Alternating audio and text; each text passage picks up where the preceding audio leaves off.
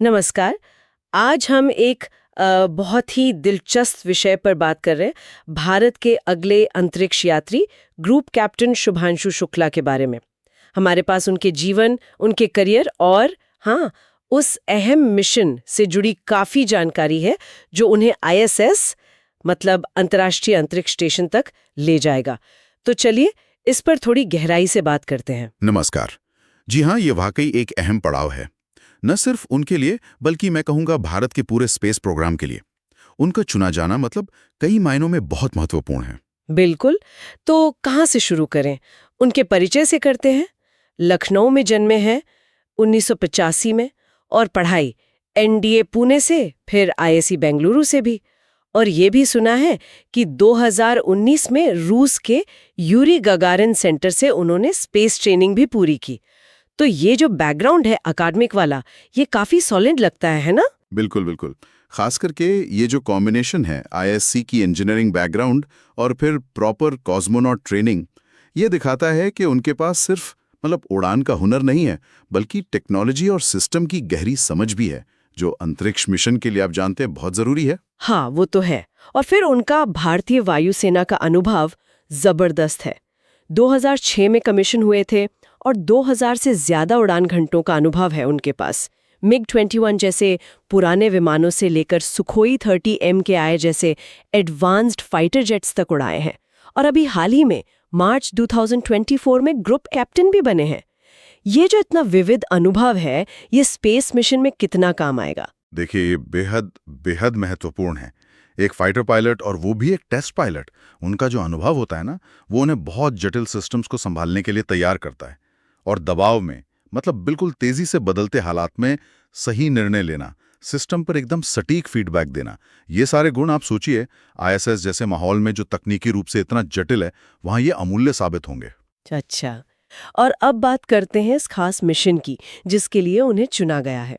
ये आईएसआरओ और axiom space, जो एक अमेरिकन कंपनी है, उनका साझा मिशन है X4। तो ये उन्हें राकेश शर्मा के बाद आईएसएस जाने वाले दूसरे भारतीय तो बनाता है। जी हाँ। लेकिन आईएसआरओ द्वारा भेजे जाने वाले पहले अंतरिक्ष यात्री होंगे वो आईएसएस पर।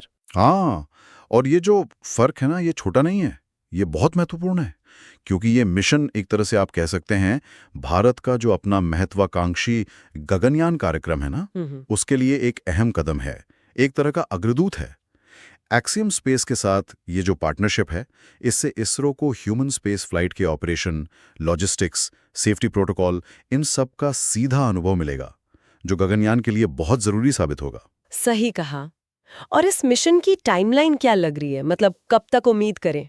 सुनने में आ रहा है कि 2025 की गर्मियों में, शायद जून के आसपास, स्पेसएक्स के फैल्कन 9 रॉकेट से लॉन्च होगा, क्रू ड्रैगन कैप्सूल में। जी, अभी तक यही जानकारी है। और ग्रुप कैप्टन शुक्ला लगभग 14 दिन आईएसएस पर बिताएंगे। 14 दिन? हाँ, ये एक तरह की स्टैंडर्ड अवधि है ऐसे विजिटिंग मिशंस के लिए। इसमें वैज्ञानिक प्रयोग करने और वहां के माहौल में ढलने के लिए ठीक-ठाक समय मिल जाता है। वैज्ञानिक प्रयोगों की बात आई तो वो वहाँ क्या करने वाले हैं, ये भी काफी दिलचस्प लग रहा है। सुना है कि वो माइक्रोग्रेविटी में, जहाँ गुरुत्वाकर्षण लगभग नहीं होता, वहाँ मेथी और मूंग के बीज उगाएंगे। हाँ, अंकुरण पर प्रयोग करेंगे। ये आईएसआरओ और डिपार्टमेंट ऑफ बायोटेक्नोलॉजी डीबीटी का एक जॉइंट प्रोजेक्ट है। सुनने में शायद ये बहुत साधारण लगे, लेकिन ये बहुत महत्वपूर्ण हो सकता है। भविष्य में जो लंबे स्पेस मिशंस होंगे, उनमें अंतरिक्ष में ही खाना उगाने की संभावनाओं को समझने के लिए ये एक अहम कदम है।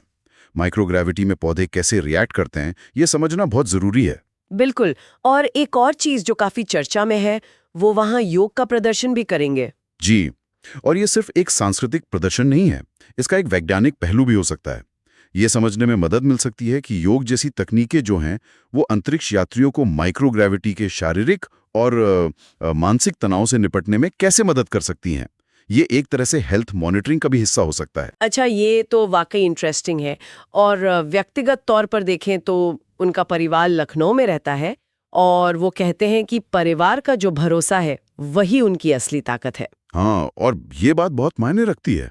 ऐसे high pressure high risk mission में ये जो मानसिक और भावनात्मक सपोर्ट होता है ना, ये बहुत जरूरी होता है। सिर्फ अंतरिक्ष यात्री के लिए नहीं, बल्कि नीचे जो पूरी मिशन कंट्रोल टीम काम कर रही होती है उनके लिए भी। बिल्कुल सही।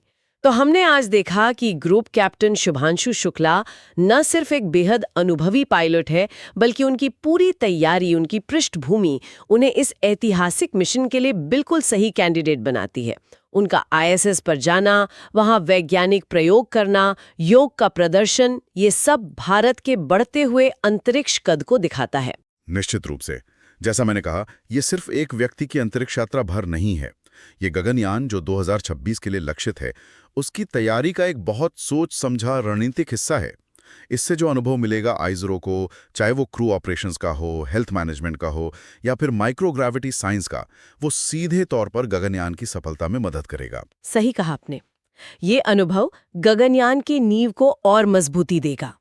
चलिए, आज की चर्चा को हम यहीं रोकते हैं, लेकिन श्रोताओं के लिए एक सवाल जरूर छोड़ जाते हैं कि ग्रुप कैप्टन शुक्ला का ये जो ISS मिशन है, ये भविष्य में भारत की अंतरिक्ष महत्वाकांक्षाओं जैसे गगनयान या शायद उससे भी आगे जैसे चांद पर मिशन या अपना स्पेस स्टेशन बनाने की योजनाएं, इनको कैसे और किस हद तक प्रभावित कर सकता है।